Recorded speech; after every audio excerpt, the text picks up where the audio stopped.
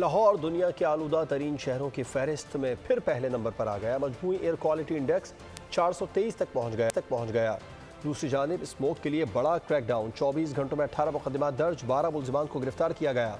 तर्जुमान Punjab police के मुताबिक 362 अफराद को 5.5 लाख रुपए से जायद जुर्माने किए गए।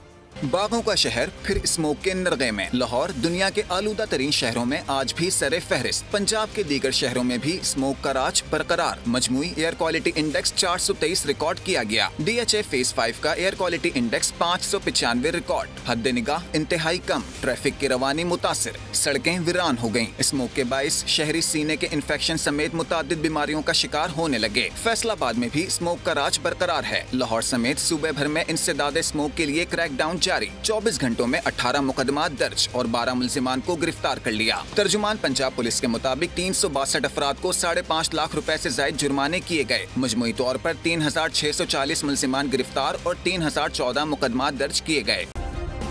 सब्सक्राइब करें और बेल दबाएं ताकि कोई खबर रह न जाए।